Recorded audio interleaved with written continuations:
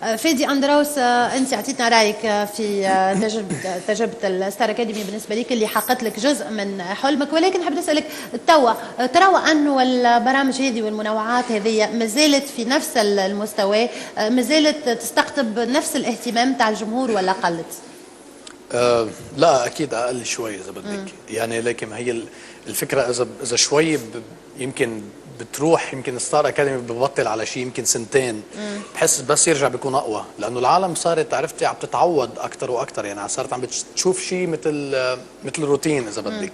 هلا اكيد بغض النظر عن انه بحس يلي باول موسم هن اللي بيكونوا المشتركين اللي بيكونوا بقلب البروجرام، بس بالنهايه شيء كثير حلو هيدا، لانه عم كل مين عنده موهبه او حابب يفرجي موهبته بالغنى بالتمثيل بالرقص باللي هو، يعني هيك برامج عم تفتح له عم تسنح له الفرصه انه يقدر يعمل هيك شيء. تتابعهم انت البرامج هذوما؟ مش كلهم اذا بدك، يعني من وقت لوقت. ترى وانهم موافقين على مستوى اختيار المشاركين اللي فيهم؟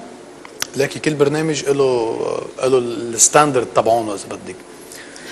زيارة فادي أندروس إلى تونس كانت كاميرا قناة حنبع الحاضرة، أيضا أخذتك زميلتنا عواطف الدوح في جولة مانيش باش نكشفها، ولكن نخلي السادة المشاهدين، أسامة القاسمي يعطيك الصحة، السادة المشاهدين يبقاو مع الفقرة هذه اللي بإمضاء زميلتنا عواطف الدوح، صحبة نجم سهرتنا الليلة الفنان فادي أندروس.